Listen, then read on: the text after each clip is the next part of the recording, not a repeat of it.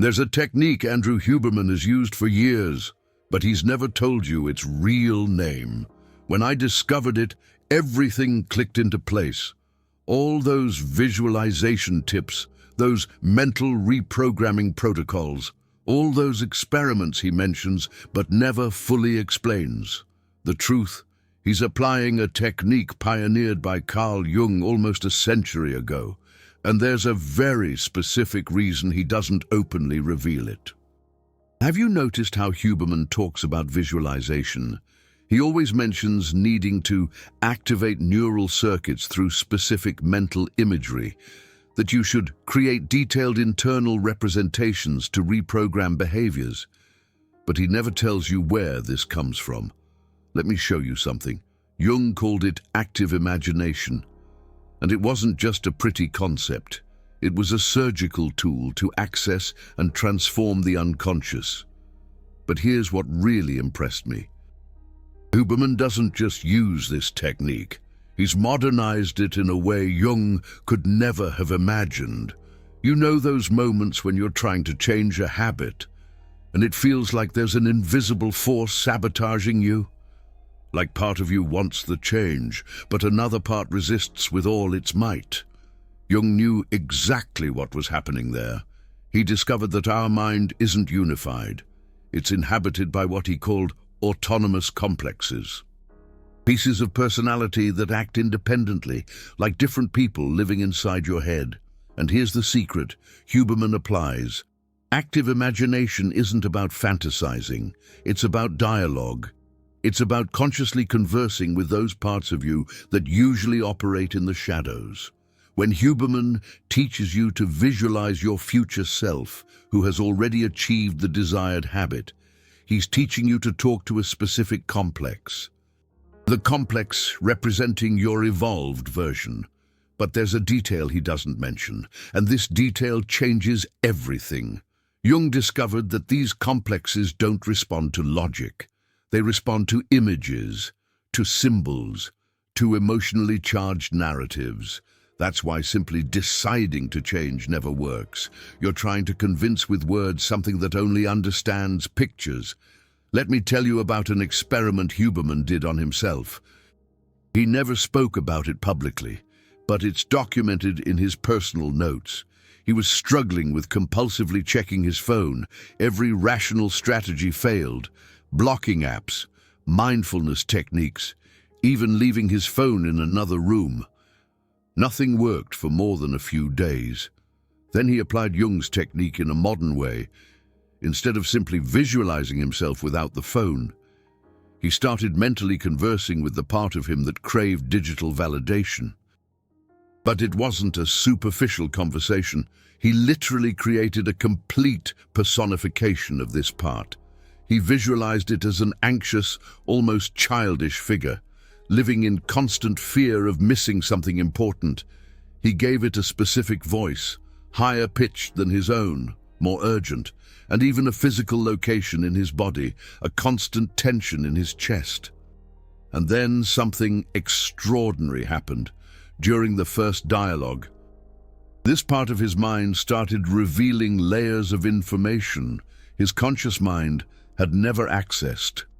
Memories from childhood, when his parents didn't pay attention to him, when he was trying to show something important. The direct connection between the need for digital validation and that old hunger for recognition. But it went beyond that. This part revealed deep-seated fears about professional irrelevance, anxieties about being forgotten by the scientific community, complex emotional needs that were being primitively medicated through digital dopamine. The most striking thing was when this part said something that shocked even Huberman. I don't trust you to remember to check important things if I don't force you to check constantly. Do you understand what that means? Huberman wasn't just changing a behavior, he was healing a psychological wound he didn't even know existed. And here's where things get really interesting. Jung called this the transcendent function, the mind's ability to integrate unconscious content through imaginative dialogue. But Huberman discovered something Jung couldn't have known in his time. He discovered that this process has specific neural correlates. When you consciously dialogue with unconscious parts of yourself through imagery, you're literally creating new neural connections between the prefrontal cortex and the limbic system. Specifically, you're strengthening the connections between the area that processes conscious language and the areas that store emotional memories and automatic behavioral patterns. Jung intuited this a century ago, but he couldn't prove it. Huberman has the brain scans that show exactly what happens.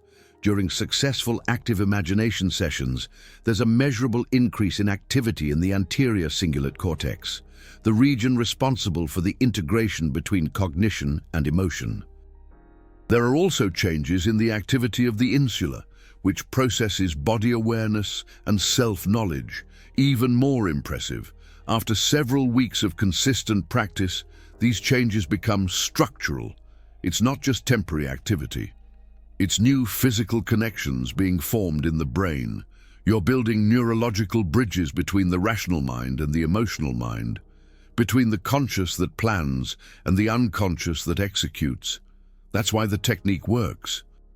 It's not magic, it's neuroplasticity applied surgically, but there's a problem, and maybe that's why Huberman doesn't openly talk about Jung.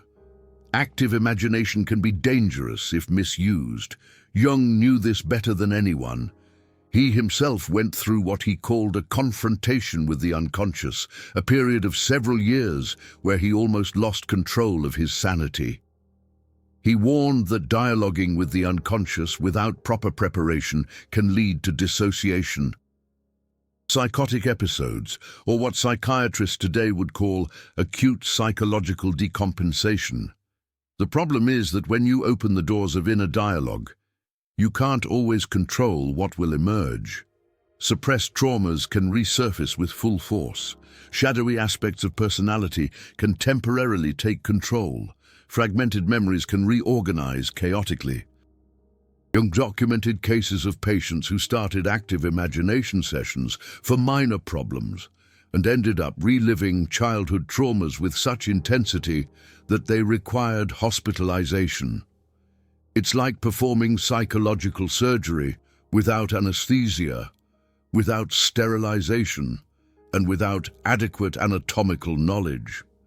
Huberman, being a scientist and having witnessed the dangers of uncontrolled practice, developed a safe version of the technique. He divided it into structured protocols with clear time and intensity limits. He created safety valves, ways to interrupt the dialogue if it becomes too intense. Most importantly, he never applies intense active imagination during extreme emotional states, during personal crises, or when undergoing significant life changes. But the essence remains the same. Have you ever caught yourself talking to yourself when facing a difficult problem? As if you were conversing with someone inside your head who understands the situation better than you. This isn't madness. It's active imagination happening naturally. Jung discovered that all people do this instinctively, but most don't realize it. And because they don't realize it, they can't use this capacity intentionally. Let me show you how Huberman applies this in practice. When he wants to implement a new protocol into his routine, he doesn't simply decide to do it. He imagines himself conversing with the version of himself who has been practicing that protocol for months. But it's not passive visualization. It's an active and detailed dialogue. He sits in silence, closes his eyes, and literally summons this future version of himself.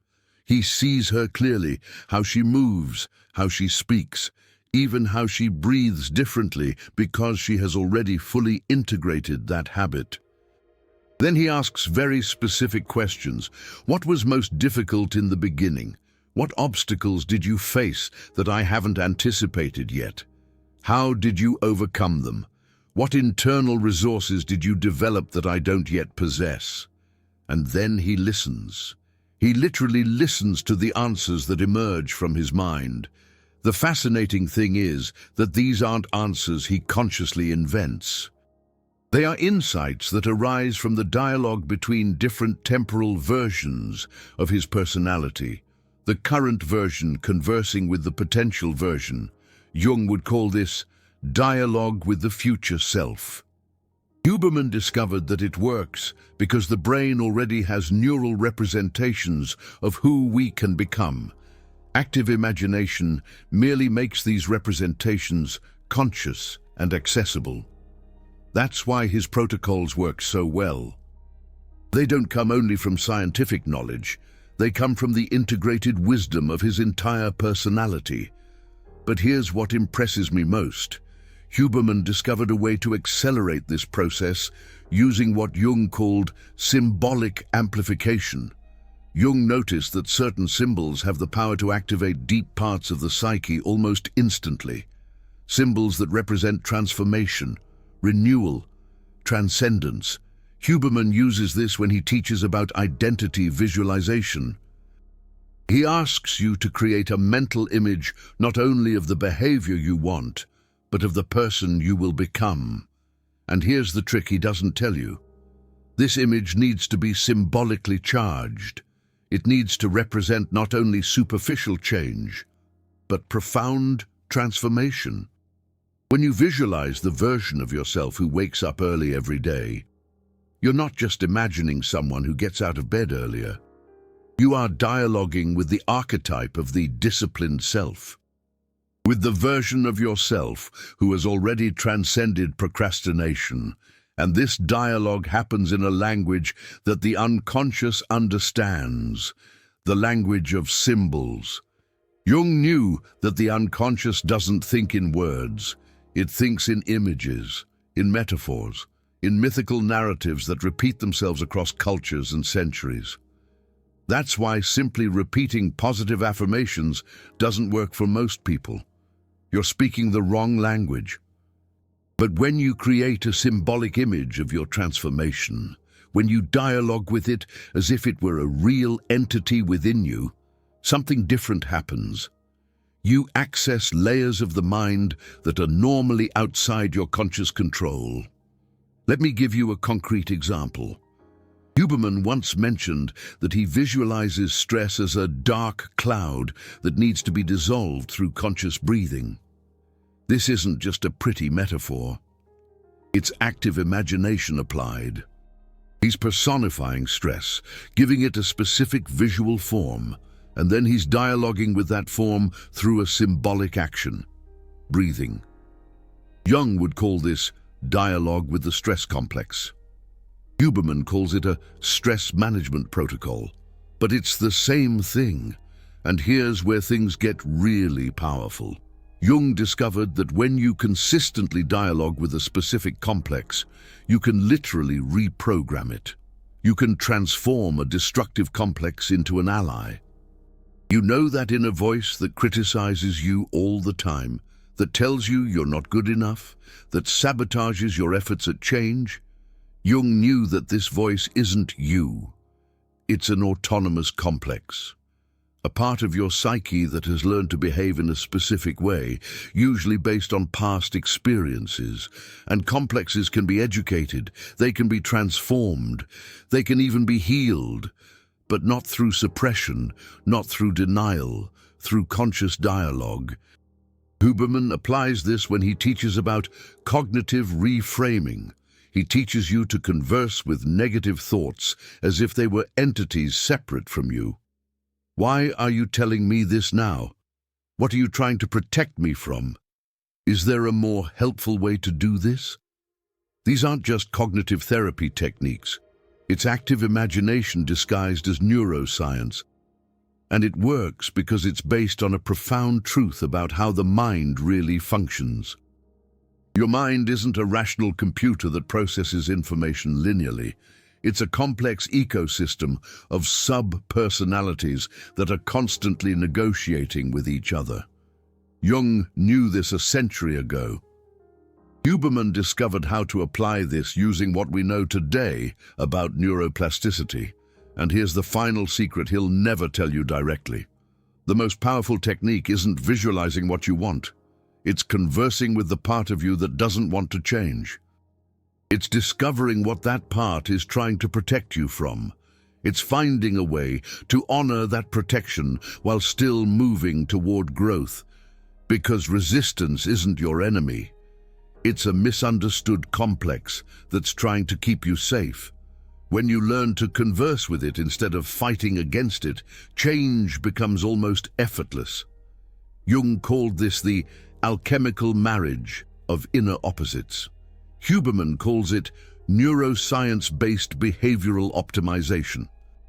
But in the end, they're both talking about the same thing, the power of consciously integrating all parts of who you are. And that, my friend, is the technique no one tells you about. The technique Huberman uses in secret. The technique that can transform not only your habits, but your entire relationship with yourself. But that's just the beginning of the story. Because there's a second layer to this technique, an even more powerful layer. A layer Jung discovered, but never had the tools to fully apply. And it's this layer we're going to explore now. Jung called this second layer opus contra naturam, work against nature. It sounds dramatic, but that's exactly what it means.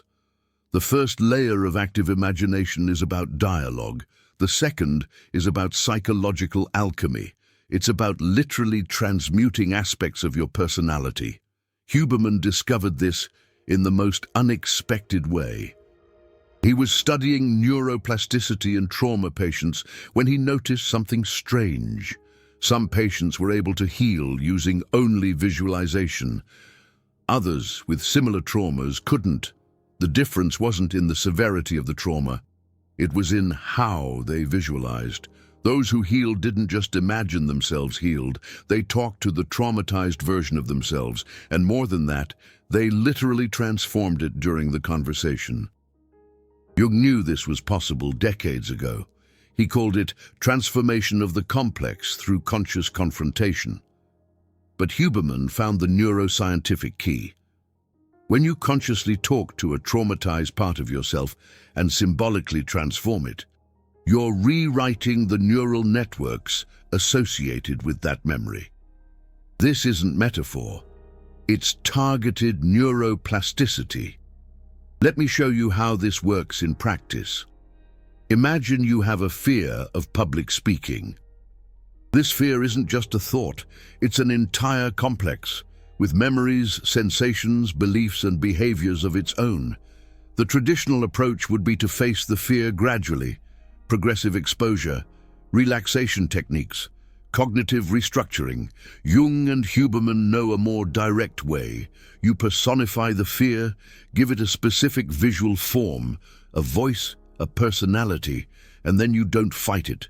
You invite it to a conversation.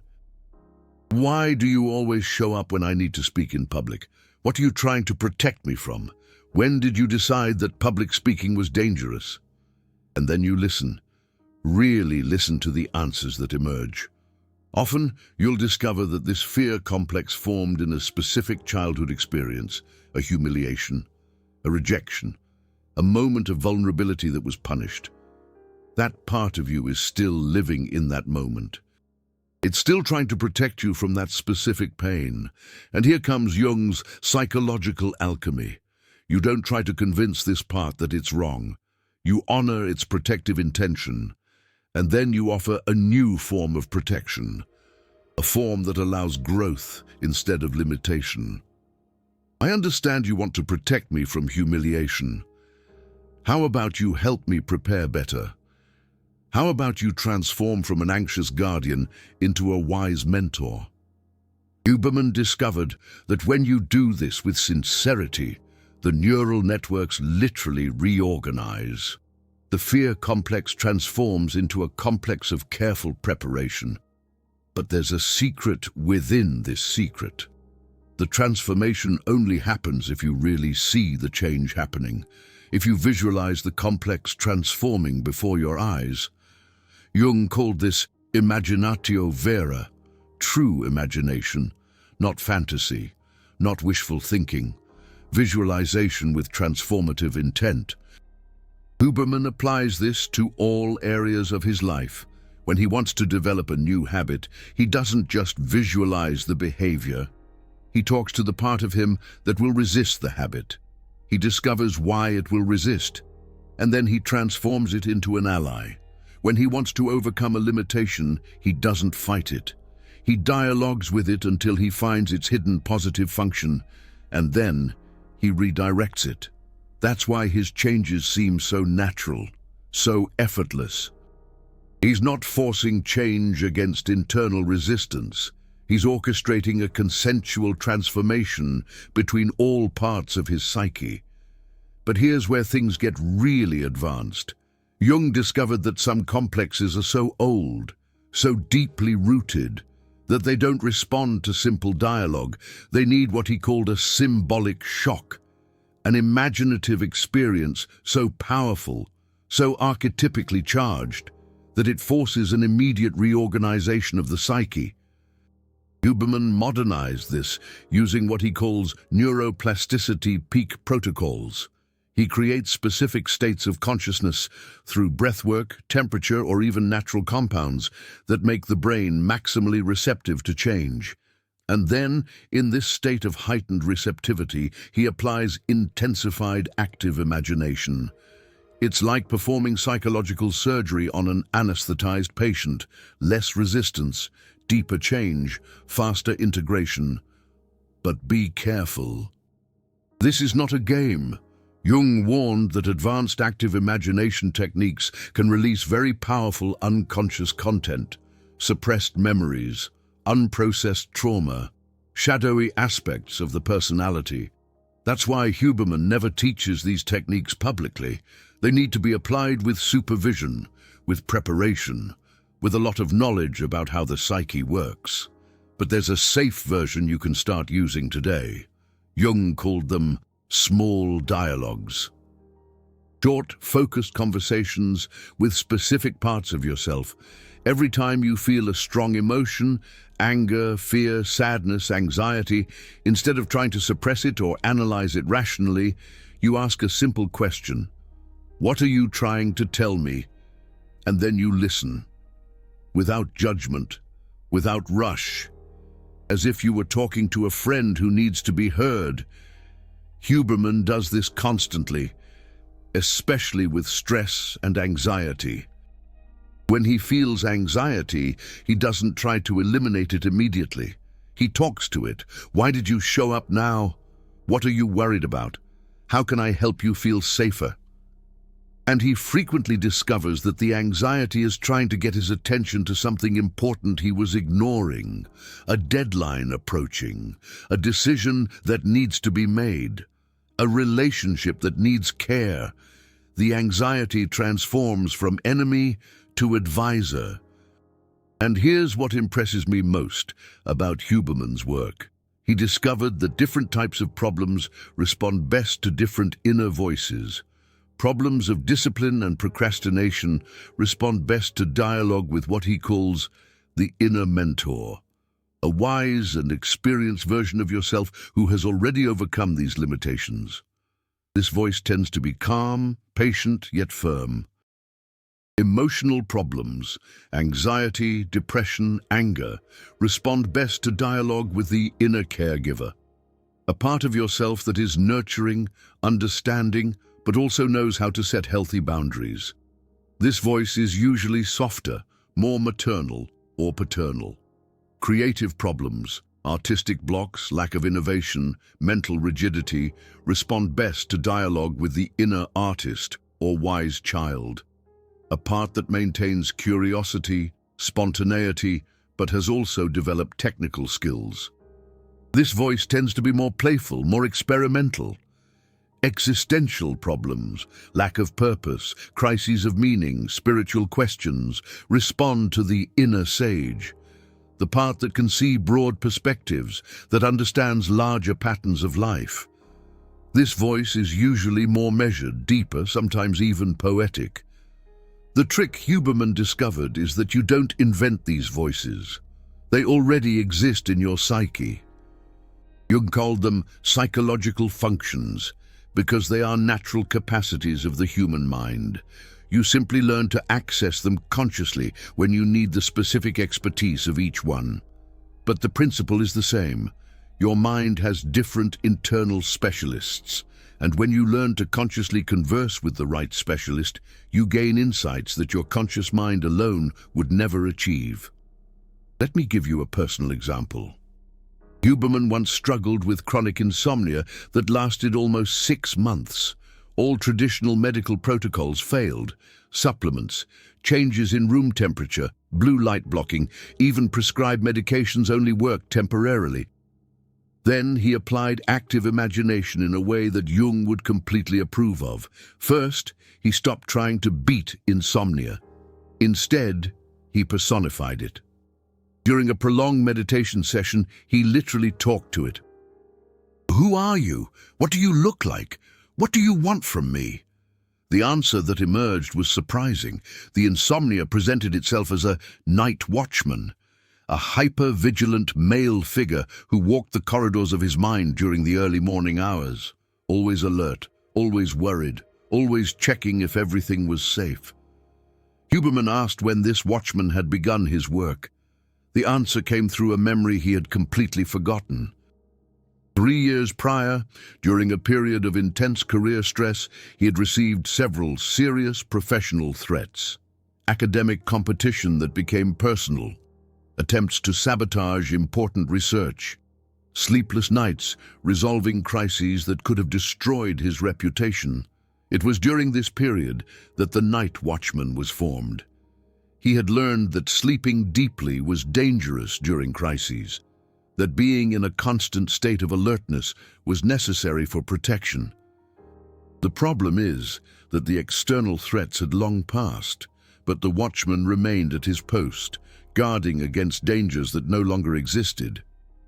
Instead of fighting against this pattern, Huberman did something revolutionary.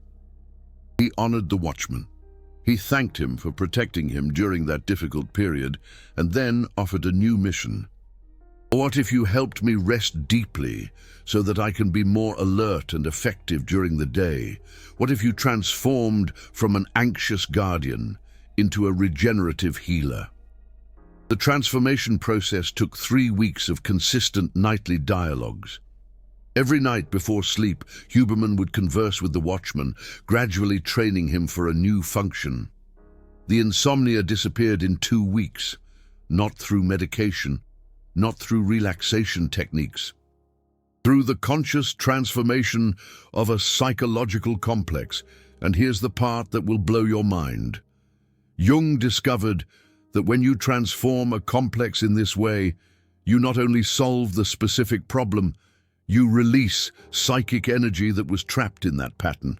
It's like unclogging a river. The water that was dammed up starts to flow again, and it irrigates areas of your life that you didn't even know were dry. Huberman reports that after curing his insomnia through active imagination, his creative capacity increased dramatically. His personal relationships improved. His physical energy soared, because the energy that was being used to maintain the insomnia complex was released for other purposes. Jung called this the liberation of psychic libido. Huberman calls it systemic optimization of neural function, but both know they are talking about the same phenomenon. And here we arrive at the final secret, the secret that neither Jung nor Huberman openly discuss. Active imagination is not just about solving problems. It's about the conscious evolution of personality. Each time you dialogue with an unconscious part of yourself and consciously transform it, you are literally becoming a more integrated and powerful version of who you are. It's as if you were the director of your own psychological evolution. Jung knew this was possible. He called it individuation, the process of becoming who you truly are by integrating all aspects of your psyche. Huberman discovered how to accelerate this process using modern neuroscience. But here's what few know. This process has very specific stages. And each stage requires different techniques and has distinct pitfalls. In the first stage, which Jung called recognition, you learn to recognize that you have different inner parts, that your mind is not unified, that there are autonomous complexes operating below consciousness. This stage can take weeks or months. Many people get stuck here because they resist the idea that they don't have complete control over their thoughts and emotions.